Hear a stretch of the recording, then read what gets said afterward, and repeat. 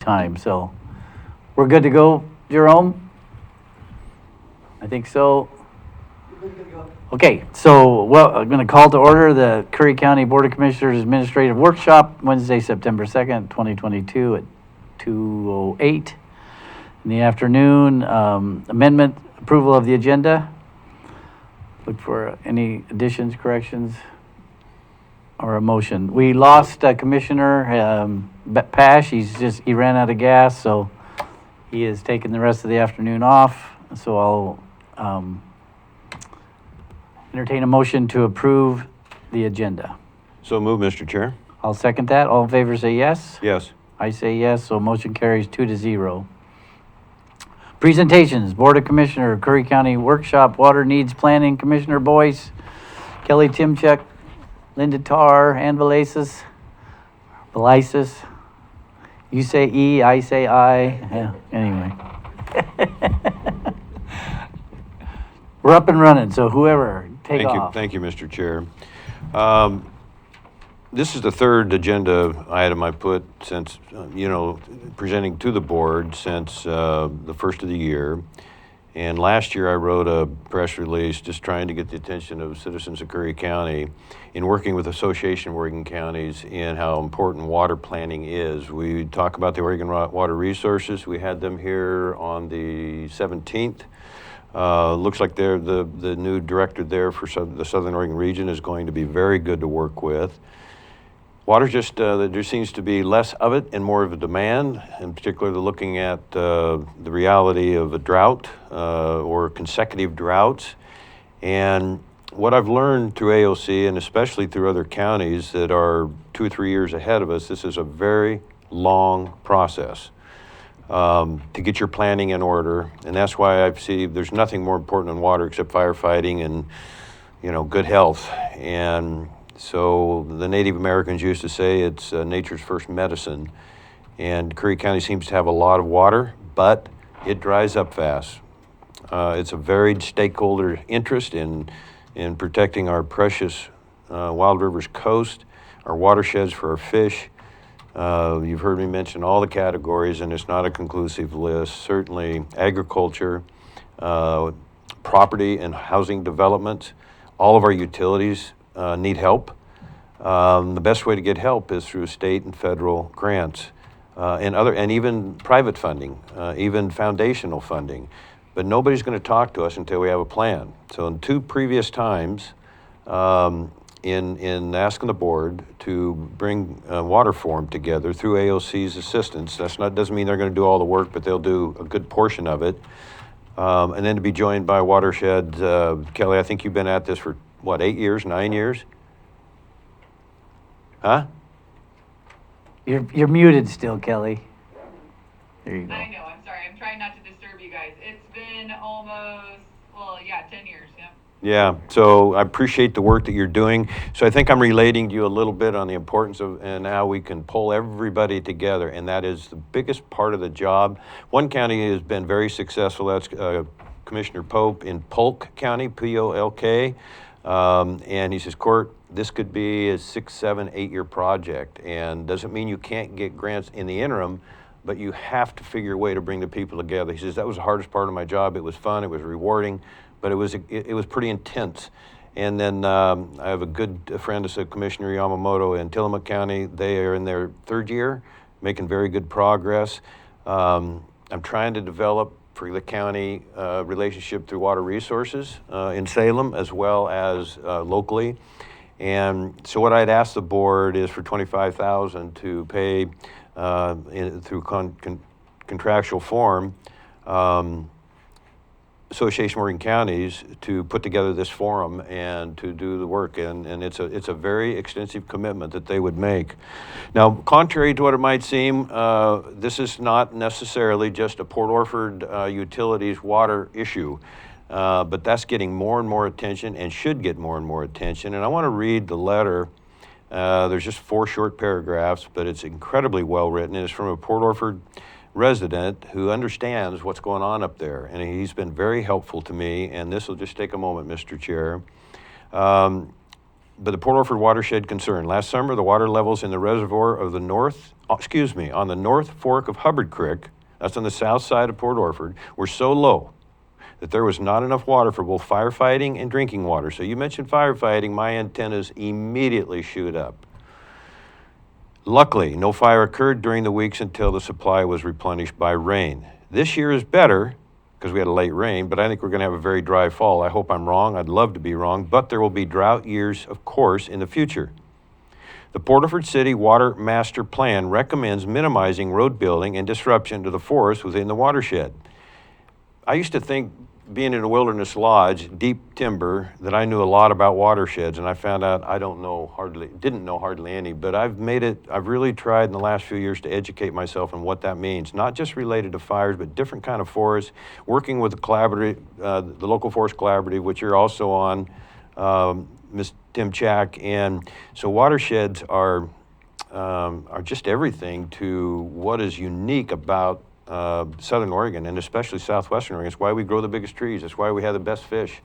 The water dumps off the edge of the mountain right straight into the ocean. So 2 more paragraphs of this letter. The increase in housing density that will be allowed with a code change from single family to duplex or multiplexes, or adding ADUs, accessory dwelling units, will mean more septic systems and more wells tapping into the same water supply that feeds into our reservoir, and also more land clearing and roads that could impair or reduce our water supply.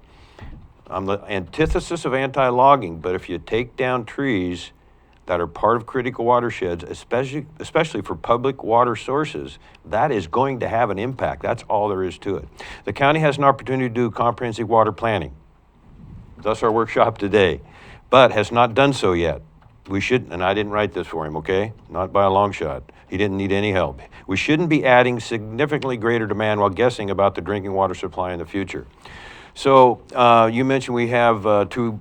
Who wrote the letter? I didn't have his permission to say so, but Okay. you could probably figure it out, and I'm going to get his permission because I've already forwarded it to a couple state legislators because I think it's so well written, and it's the process of beginning trying to find the funds to help not just Port Orford, but Harbor has issues, as you well know. I mean, they're gigantic. Langless is always needing help. So I won't elaborate or belabor that, but it's why I've called a 3rd meeting in a year here to try and find the funds to get this started. And it's going to be a lot of work for me, but I see it as so vital to everything that we've been discussing, when it comes to natural resources. So, the different utilities, and you sort of introduced Ann Velisis and Linda Tarr. Linda Tarr's been studying this for 3 or 4 years. She's part of the Port Orford watershed, and I'm going to try and get an invite to those meetings and learn additionally what I can. And I think my biggest job, and there's a lot of experts out there that know way more than I do about water, water sources, water availability, water management than I do. And I want to find those people, and I want to bring them in as stakeholders, but that takes time and money, and it takes an AOC approach, and it takes other counties that I can call up and get free information and free tips. And we get these people 10, 20 years from now, people will be saying, wow, they took care of business. They understood, looking into the future, how critical this is. So yes, Commissioner Herzog, thus the workshop today. If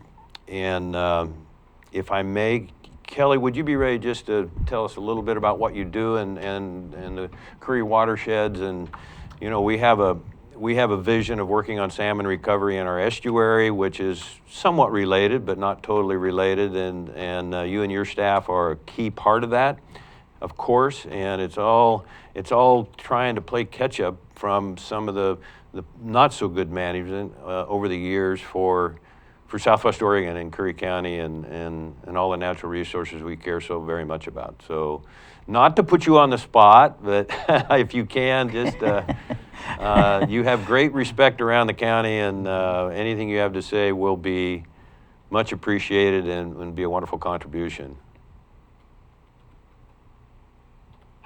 Thank you, Court.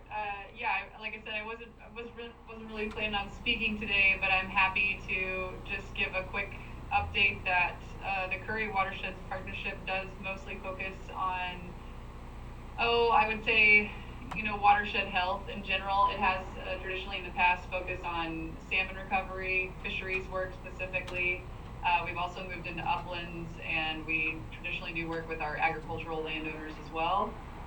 We're really interested in, securing a future for our future generations, and yeah, righting any wrongs of the past. And you don't know what you don't know, so we always try to learn and move forward differently from practices that haven't gotten us anywhere in the past, and we're constantly learning those today.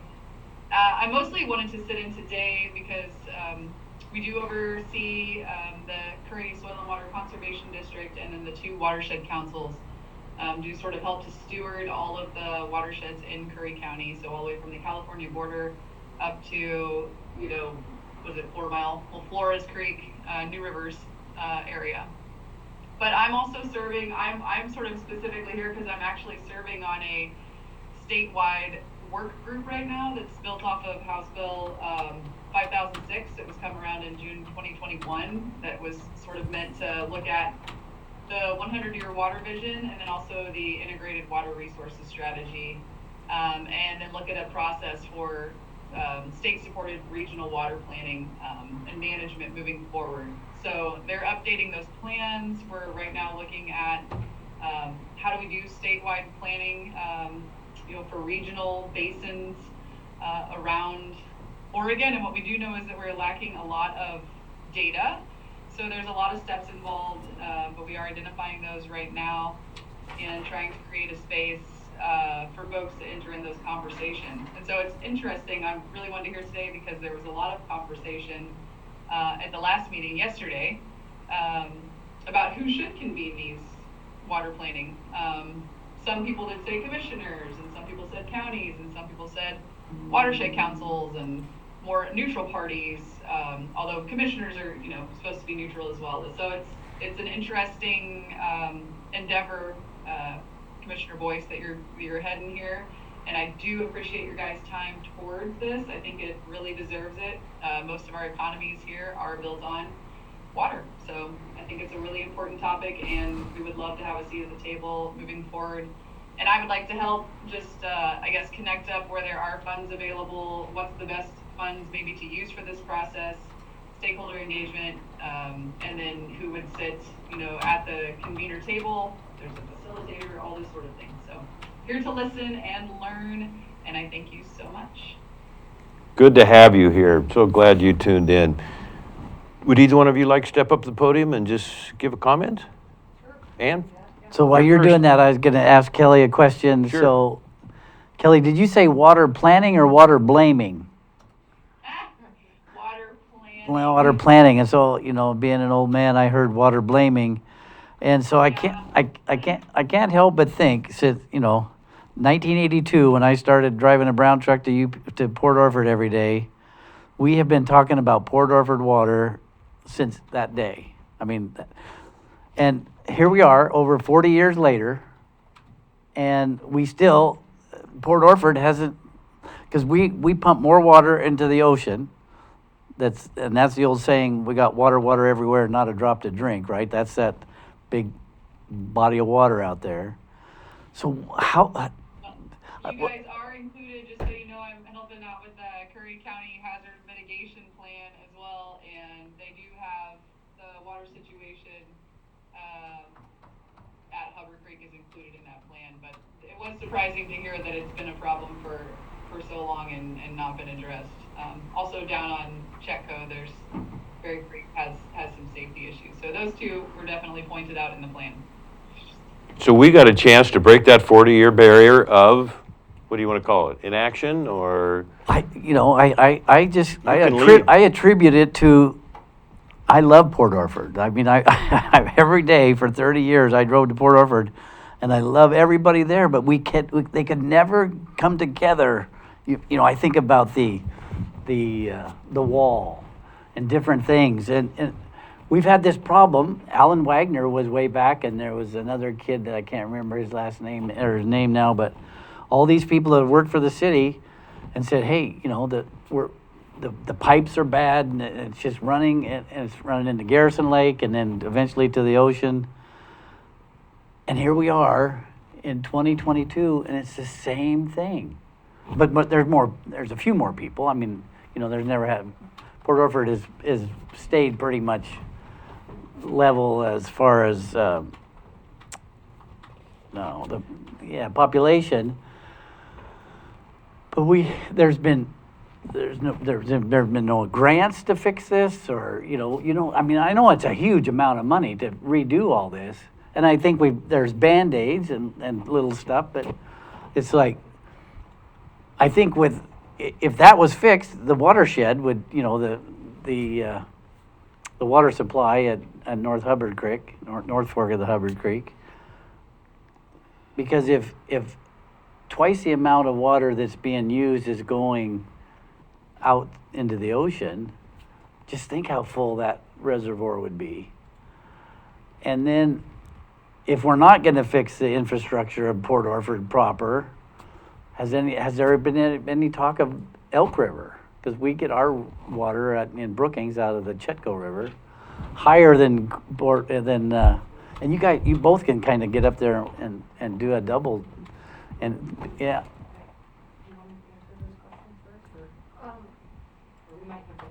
Yeah. Well, But I would say a couple of things. You can raise those up, Linda, too.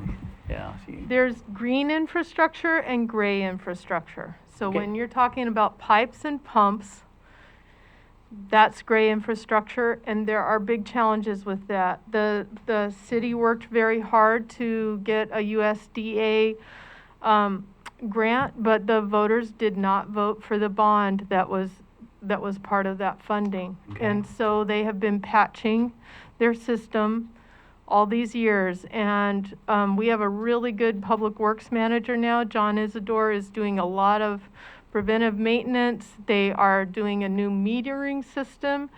There is some thought that some of that statistic that comes out every month of, they say made this much water and this is how much we sold, that some of that could be due to inaccuracy in metering. Okay. So they are starting a process to put in all new meters, and they have some new technology that can sense water in both directions. So somehow they feel like that's going to really help them get a line on how much water really is being lost. But there are lots of old pipes that do need to be replaced. That being said, the green infrastructure has had significant challenges, which the city has risen to in many ways. Port Orford Watershed Council was begun right after an illegal logging operation resulted in serious landslides into Hubbard Creek that caused the city to need to get their water from Garrison Lake for a while. Not great. And so there had to be some federal money that came in that fixed that problem. And part of what the Watershed Council has done over a lot of years, we have one original member. Her name is Pat Rhodes. She's 93 years old, and she's still on our council. So that's why we meet by phone right now, because we don't want Pat to have to come into public. So if you want to attend, you're very welcome, and you've got to dial in by phone. I'm not very good or familiar with the phone. So over the course of all these years, the city of Port Orford has done some really good things. They have managed to purchase a large area we refer to it as the Sorensen parcel. It's almost 160 acres. Unfortunately, they weren't able to buy that land before it was logged. And so now we work on gorse. Erin Minster, who's with the Curry Soil and Water Conservation District, is a really great partner. She helps us with that. She's helping us with the fire prevention plan that's related to fighting gorse. The city also was able to purchase 3 other properties leading to its watershed. And just recently we're working on a project which hopefully we're in the home stretch to purchase another 160 acres very close to the reservoir on very steep slopes. We were able to find a bridge buyer in the conservation fund because, as you know, real estate moves a lot faster than government, right? Oh, yeah. So we found a bridge buyer, they bought the property, they're holding on to it. And then we are working with our city, our city councilors have voted for this, to purchase that through a drinking water state revolving fund loan. Half of the principal will be forgiven, and then we have a stewardship plan to take care of that property, to do fuel reduction so that fire is less of a danger. We did have a fire hit that property in June. Someone was burning on the last day before the closure, and it got out of control, and some of that property was burned. Not much, but now we have some gorse to deal with. Okay, and we are working to do everything we can in terms of property owners who are within the watershed. I am one of those property owners that has a creek and a headwater on my property. If I did the wrong thing there, I could really affect the drinking supply of Port Orford, because it is such a small system. It's intricate. Those hills are intricate, but it's very short. Mm-hmm.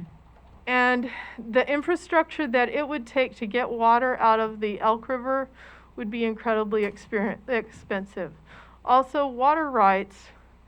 Kelly knows probably a lot more about that than I am, but what I know is they're complicated. Already totally appropriated. I mean, Yes. water rights in Elk River are Not gonna totally change. appropriated Mm. and beyond, I mean, for all year, and Yeah. that's the case with all of our Curry County rivers. So the main thing is to take care of the water we have. Yep. If we do that, which we are working to do, all of our counselors are volunteers. They learn about how government works as counselors. Our city administrator is overwhelmed right now, but we're working the best we can with her. And the idea that, oh, we had a water problem and we're still having a water problem, it's like, gosh, I had to wash the dishes on Thursday and here I am washing them again on Monday. That's how water is. You have to continually maintain a system and protect a system. With climate change, those pressures are increasing. We lose our storage of water on the most rainy, stormy days because sediment comes into the system, and then they have to close down the water plant to protect their filters. It's counterintuitive, but it's a real issue. That's why protecting all these little creeks from sediment is so important. So that's the picture that I work with. On the positive front, we're doing a Pacific lamprey mitigation project to bring back Pacific lamprey to be able to use the habitat above the dam. Those little ammosetes will eat sediment. That'll help us out. Kelly's loving that. They're filter feeders. So that's the fun part of the job. And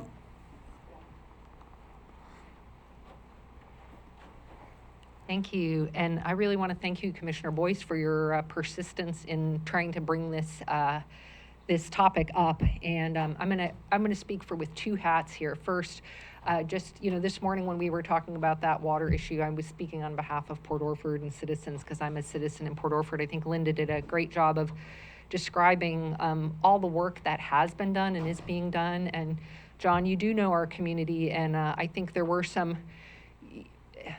The reason the citizens didn't want to pay for that bond had to do with how it was going to be funded. It had to do with that they were trying to make a much bigger system, that would be like for, much huger amount of people. And it just, what was proposed didn't fit with our community. And so people voted it down. And so I think as we move forward, what is the lesson to be learned from that with Port Orford is to to engage the community, understand what people want in that community, and figure out solutions, problem solve community by community, which gets back to the question of, is the county a good convener? Should this be done city by city, community by community? How can we as a city make sure that our voices and our perspectives will be heard if it's a county level thing. I would hope, you know, I mean, I've seen us, the North County, have some really good opportunities to engage with the Curry County Commission, and then of course this one thing that we just had happen felt not so good. So those are just some dynamics I think that are worth thinking about as if we're going to move forward with the county doing this. How does each community deal? Because each community has a very different situation. Yeah, Elk River has never been a source of water for Port Orford. We have this wonderful dedicated watershed that we've had for a long time. The acquisitions happened way back when Mary Yoder was the mayor first. I mean, it's been going on for a long time that people have tried, and it's a different system to have a reservoir. That's what, you know, Portland has Bull Run, the New York City has the Adirondacks, and Port Orford has the North Fork Hubbard Creek. You know, it's a different model, but it's a good one.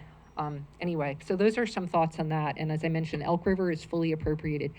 Now I want to switch hats and put on my hat as the president of the Kalmiopsis Audubon Society, which has 400 members throughout the county. And in my capacity of being an Audubon president, I've also been engaged in water stuff for the past 20 years, specifically with protecting habitat for salmon. And paying attention to what land use and different projects that are maybe not done properly actually do to our watersheds. And I'm in a position of, because I have members up and down the coast and people in every watershed calling and telling me like, oh my gosh, something bad happened in Hubbard Creek. Now we have so much algae in Hubbard Creek. If you drive past there, you just, Hunter Creek, yeah, sorry, Hunter Creek, I've got the two. You know, or the Chetco last year, which was down to like, I believe, under 60 CFS.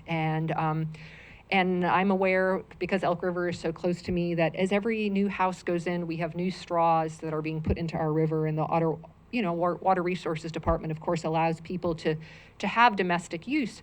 So we are looking at this situation, which is the more the straws go into every one of our rivers, they're already fully appropriated. You may recall, I forget if it was when you were here, Commissioner Herzog, or before your time, when ODFW was asking for some in-stream rights to make sure we have some water for the fish in there, because as more people come in and try to get more water, even if it's appropriated, the Water Resources Department, the water master, lets people get domestic use. So, you know, that's good for them, and we want to make sure people can use their land and take their water, get enough water to live. But if everybody keeps putting straws into these rivers, the bottom line is we're not going to have water in the summer months when the salmon need them for rearing. So it's a really complex situation that I think does demand that big picture look that you're talking about, Court.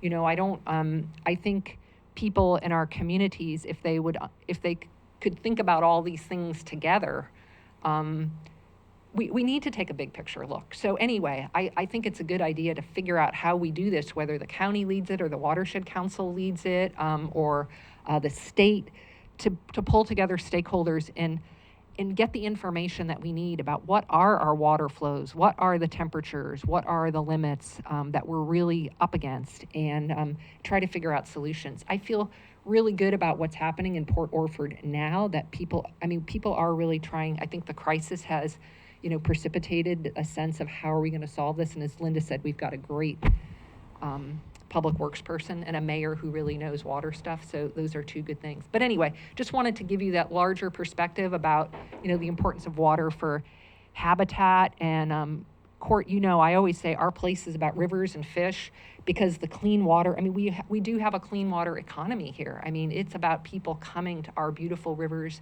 fishing, you know, just being here. It's part of our way of life. It's part of what people love about living here, and it's important for our economy. So anyway, blah, blah, blah. That's enough for me. No, that's great. Stay there for a minute if you would. Sure. A couple things. You mentioned how to bring the communities together. You know, I serve on the Association of Oregon County Board of Directors and also on the Legislative Committee. And so in my 2 years, I have learned the value of what our dues pay for with that organization. And so, and I mentioned earlier the different counties and what that means. And I mean, they just highly respect and recommend AOC's role in doing what you just said. Who's the convener? Well, it would be a joint thing between the county, but it would be AOC through their contract people, and in addition their staff, that take the lead. And so that's, I mentioned Clatsop, Tillamook, Polk, and Columbia counties. They're already way ahead, and they saw the light, so to speak, and they jumped on it in the big picture that you mentioned.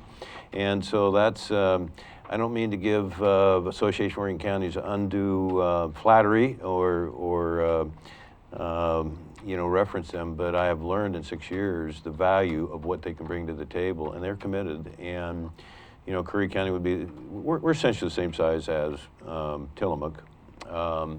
And so, but they are very well organized, and they see they have the new state of the art. I missed a chance to go up there and see it, but the very latest high-tech salmon hatchery in the western United States, and Tillamook, excuse me, yeah, Tillamook.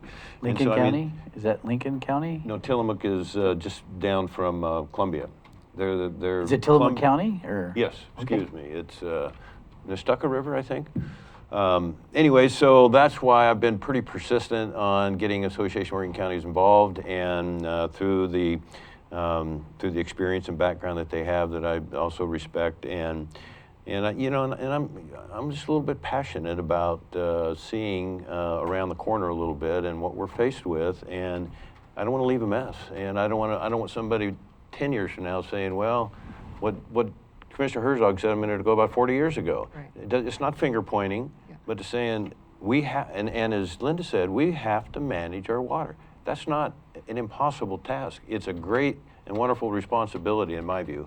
So that's how I look at it. And if I don't do it, who's going to do it? And so, no disregard for you, because you're putting in a lot of time too. But I just put this high priority on water management, and I think that's as easy a term as I can present to the public that they can understand and accept and want to get involved with.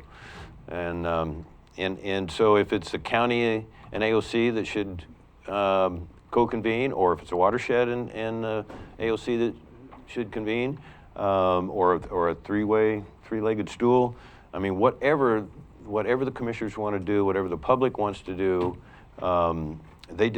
again, AOC just has tremendous experience in bringing the stakeholders together. Mm-hmm. And I give you a small list there. It's a small list in the ARS. That's only part of the interest.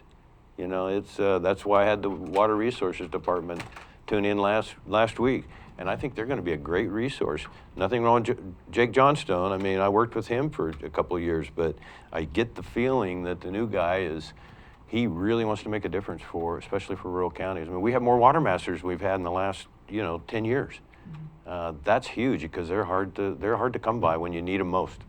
So too long, but can I say another thing? I was observing, as I mentioned, Brookings and Harbor have huge issues facing them as well, because they have a much bigger population, and they're reliant on the Chetco River, which I mentioned.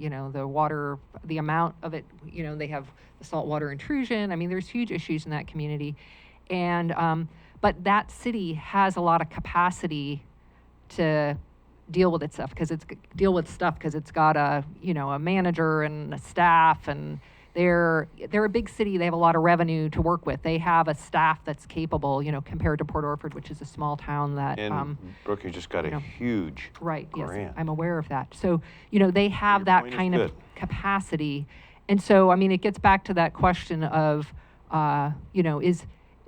and I don't know the answer to this. I'm just raising this just for thinking about is it better to do a city by city thing? Is there an advantage to doing it as the whole county? Anyway, those are just. I'm very glad you brought up Harbor. I mean, I got a good friend down there, a little old lady that says, I even have to give my birds bottled water, Yeah, right. I remember when before the last newspaper editor was talking about how he didn't have to put salt in his oatmeal. Yeah, and Anyway. But you don't have to leave. But I was just going to add to that. But we've caused that. That's our fault. No. We don't mine the lower river like we used to. And so that intrusion, 2 miles up the river at Pump House, it used to be the old Brookings intake. is where I love to swim there. Mhm. And Dale Hoy, who's lived there 100 years, lives up on the hill. When I stand out in the middle of the river and wave at Dale and Sherry in their house, they can see me. Years ago, they couldn't see me because the river was deeper. So we have failed in taking care of the river, and that's why as the river bottom comes up. Now, when it comes high tide, we get these big high tides. Then it goes up to the harbor. See, Brookings moved way up to the North Fork, so we don't get any salt up there. But the harbor water is intruding because the salt water is intruding because the river is the bottom of the river is not as deep as it used to be. But that's because of we fire failed to quit. runoff.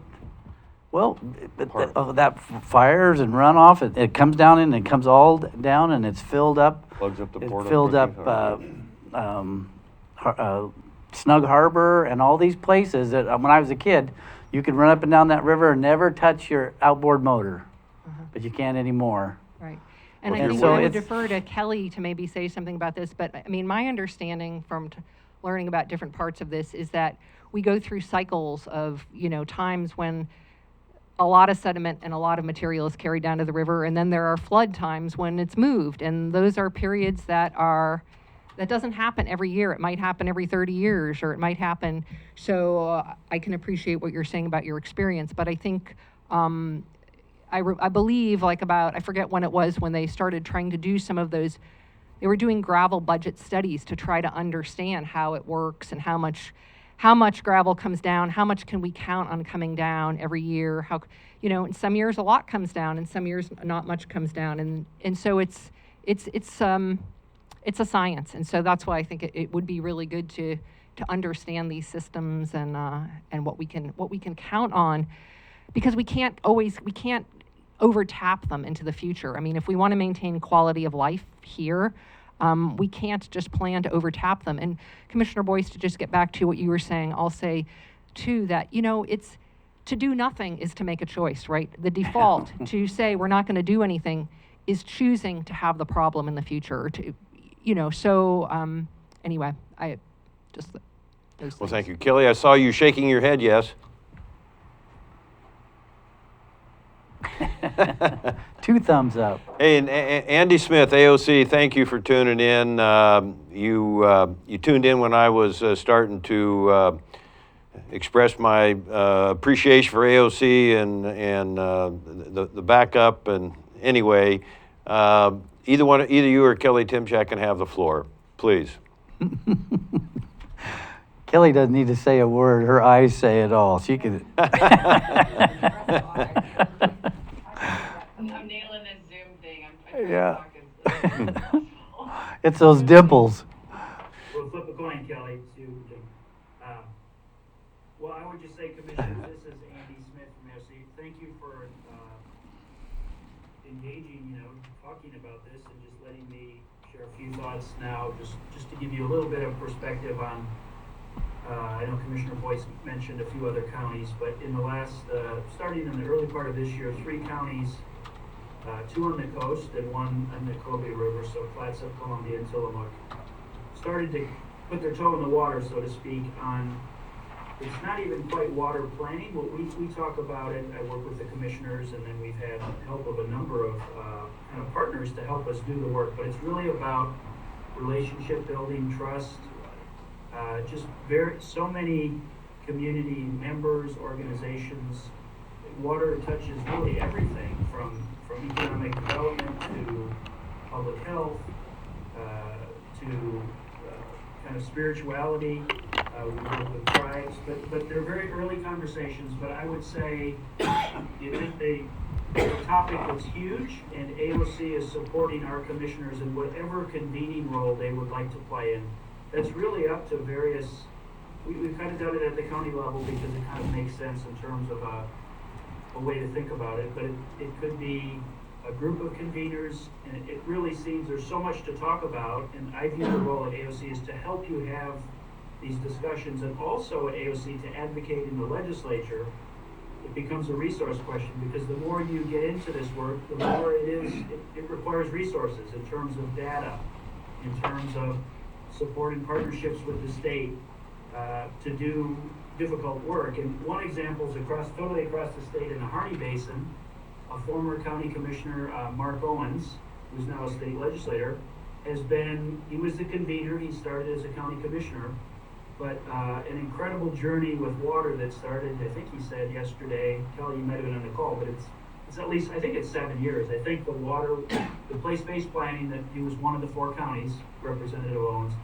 But anyway, they're still on the journey, but in many ways, the most crucial aspect of the work, there's a lot of science and data that's critical, but it's really the people that have relationships to work together and to want to do it together, really on a consensus basis, to start to address and anticipate the challenges ahead and to plan for them. And it's just not really simple work, but it's essential work. And commissioners, along with other elected officials, but there can be others who can convene and play a role. But it's not with an agenda. You know, when I work with commissioners, if you're a convener, it's not because you have a particular outcome other than you want to help solve problems. It's not like you're going to pick winners and losers. It is about letting the community feel safe in the discussions, that this is a process that can work. But it's going to require time. It's going to require resource from the legislature. But at some point, you do have to begin. I do hope that maybe the 2023 session, your community might be a beneficiary of more planning money, so you could get a grant and just keep going. But, you know, to a certain degree, you can't always wait for things to be perfect or the state to have it exactly right for you. You do have to start. You heard at that, some huh? point. So I admire your You heard that, huh? county for continuing to think about this.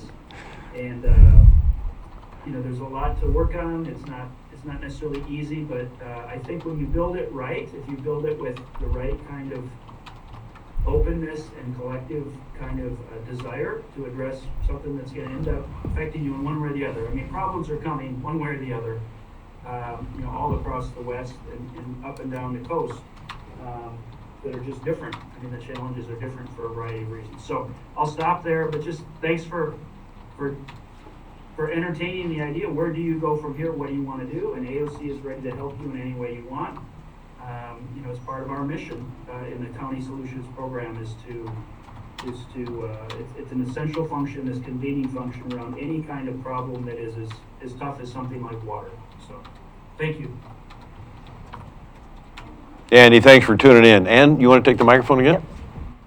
We're kind of winding down here, but doing really good. Yeah, I was just going to take advantage of having Andy here, and maybe you, Commissioner Boyce, if you could just help us paint a picture for what this looks like to convene a group and who might be there. And I know you've mentioned stakeholders, but like, what would such a process look like? How long would it take? You know, what would be the outcome? Just sort of sketch for us what all of this would look like, you know, if we got that $25,000 that you were describing, Commissioner Boyce. So I can share, and I'm sorry, I can't see who may have asked that question, so I'm not sure who asked it, but thank you for the question. What we did in the other counties is we had a consultant that came from OWRD, and she's actually working right now because she finished up that work, her consulting role. It took about 7 months. And again, it was a lot of it had to do with inclusiveness in terms of making sure that everybody that we got everybody that we could as part of the process, and to talk about kind of build it, we're kind of brick by brick. But there is a certain amount of confusion that comes with that. How big of a scope? What are you talking about? And what I would say is, you know, a lot of it has to do with the commissioner sets the tone to keep people at the table. And so in these 3 communities, what they're doing now, one of them is building we started with this idea of a water atlas, which is kind of a huge ambition. It's kind of a water localized data. So we're not so much building that because that's a huge, but we are trying to think of, with existing information that exists, how can we help all of your stakeholders and partners in your community get access in a way that starts to think they trust the data, they trust the process, they know who's involved, they start to build something together. So they're building, in this case, kind of an improved website in Tillamook County, in terms of maybe taking information that's available in a state database about water, but it's almost indecipherable. It's not very user-friendly. It's not a tool so they're doing kind of translation. But even deciding which data to collect first, what are the resources, a lot of people want to make sure that that doesn't come with an agenda. So, it's kind of baby steps. And what I would say is that, so we started in these 3 counties about the beginning of the year. We've kind of taken a little bit of a break over the summer, but all of them are still going, none have fallen apart. But we have everybody from, someone that wants to, about in-stream needs, one scenario, and you have other folks that are very interested in economic development, and everybody in between. We have ag, we have private citizens, we have watershed councils, of course, we have businesses, we have communities that just need safe drinking water and are concerned about water rates, and so it's across the board.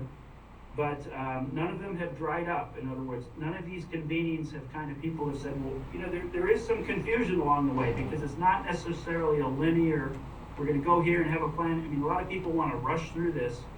And what I would say is it takes time. Like we found in the place-based planning, it does take years to kind of get rolling.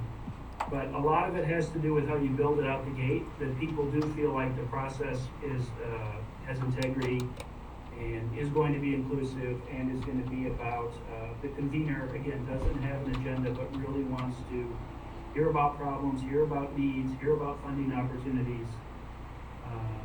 So what you would kind of invest in, or, however you want to do this, it's a preliminary step to what we're hoping for is that the legislature, and this we've been talking about in our work group for House Bill 5006, is that there would be more resource for place-based planning, that you could be a candidate.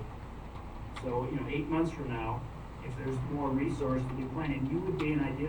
If you embark now, I think you'd be a much stronger candidate to get state grants to do planning. So, that's the kind of the way I look at it. You're kind of, it's kind of a, what do they do in the NFL? They come to summer camp to get ready for the season. Well, you gotta kind of, you'd be in a stronger position, I think, to receive, at the end of the day, probably limited state funds. I don't know if they do it for every county. But the point being, I think you'd serve yourself well to ramp up for something like this. And also, the other thing that I forget is there's also, as you know, federal dollars that came with the Infrastructure Act related to drinking water and wastewater. And that's kind of sitting there, and to a certain degree, maybe you're going to access that as well as you can, but those opportunities are going to happen regardless. So there's that whole aspect. Just getting ready to receive funds from the federal government that are probably going to continue to flow for the next couple of years, because these were very large dollars. So that's kind of the way I think about it. It's an investment that I really think would make you more ready to continue what is going to be a multi-year process. Hopefully not 5 or 7 years, something like 2, 3, or 4, because that might be possible, but it's not going to be a year or a year and a half. It's going to take a while. Andy, thanks a million. We've had a couple of conversations on the phone. I know you've worked with Craig Pope from Polk County, and I took notes the last 2 times I've talked to him. Very, very invaluable, and it did take them 6 or 7 years, but he was a bulldog and saw the importance, and the dividends are now. Thanks too for bringing up Representative Owens, Eastern Oregon. What a great resource. Certainly respected and recognized as one of the key people in the 90 state representatives and senators that we have. I would just conclude with this, to answer Ann's question.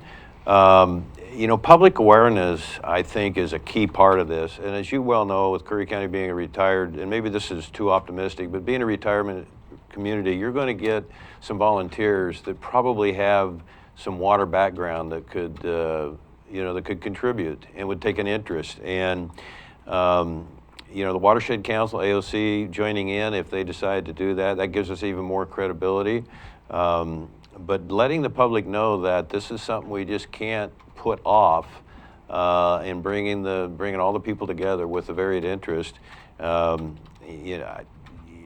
just go forth with a lot of optimism. And so I'm gonna keep working on my board here. I understand they want to be very careful on how we spend, but it just gets back to the priority of you know, the good business that we leave as we sit in these chairs on this bench. So that's all I have. Anybody else? Commissioner? I'll close with this. If we were in a regular meeting, I would vote. So bring this back to the next meeting. Are you serious? This is good news, man. I don't drink, but I'm thinking about starting up. I think I think it's the right thing to do, but I wanna just address. Ann said it's a science, and I agree there is some science, but a lot of it's just common sense. We need to just bring back the good old common sense. Because I recently took a jet boat trip with my grandson up the river, and they talk about the '64 flood. If that was to happen right now, that 100-year flood thing or whatever, whatever it is, that a major thing like that, as especially the Chetco River, because that's where I live, it would just be catastrophic. Because when you start thinking about if it is 7 or 8, 10 feet higher than it was in '64, just think. Except now we have the dam. But it was not still, the Chetco. Excuse me, I'm sorry. Not on the good point. Chetco. The dam would help, definitely, because that was just there was a big snowfall and a big drain, and Ida's saying, I need you, but just a sec. The heater was on in here, so I just turned it to air. Thank Oh, you. thank We you. can turn the fan off now. Sorry. Yeah, we like to Keep that on for a little bit. we like to see them sweat. Yeah, it's getting time to close. But anyway, so a lot of this is just it is science, but common sense too. We need to sometimes just do the right thing, and so I'm bring it up next meeting. So Andy, our next meeting, we probably won't need you, but for anybody else that's listening, I'm going to have an agenda routing slip for the 21st, and I will proudly present that to the board, and again, going with even more optimism. And Andy, we got to get this Port Orford infrastructure fixed, and watershed and all that, but I think infrastructure in Port Orford is key. Is Ms. Burright still working for AOC on a contract basis? Andy? She isn't currently. She works, she would probably be available. So right now she's working with Representative Owens as staff to Oh. him as kind of an expert on water. So she's still part of the world and very well could be available. Thank you again. All our best, guys. Thank you, Court. Hey, just for future reference, I think it will be interesting just to also present to people who are interested in stakeholders of just why the county also does want to take leadership, or why they feel they should. And I'm not saying anything against it or towards it. I'm just saying it would be really interesting to kind of present the case for it and see if that's the right place, and see if, like Ann mentioned earlier, I really do think problems are solved well community to community versus, a leadership telling everybody those kind of things. So I think it just would be an interesting exercise for you guys to go through with stakeholders to see where this process does work the best, and where everybody can kind of come to solutions together and what that looks like. So I'm looking forward to more conversations too, and I appreciate the invite. Thank you very much. Of course. Thank you again. We'll be contacting you all. Bye, Andy. Bye, Kelly. Right. All righty. Well, that was an hour, but it was It was a good hour. very productive time. So we're going to go back into regular session? Yep, we got to go back into Okay. regular session. So we'll adjourn the workshop. Thank you, ladies, Thank you. for spending your day in central Curry County. Did you go to Woogies or Woggies or? We went to Cape Sebastian. Oh, okay. Awesome. Lovely. Where the huckleberries are. Oh, yeah. See any bear? No. So it'll be huckleberry pancakes tomorrow morning? Guys, very much. All right, see you, ladies. Bye, Court. Bye, Ann. Thank you. So Jerome, we're going to we adjourn that, and now we go back into regular session, and we got some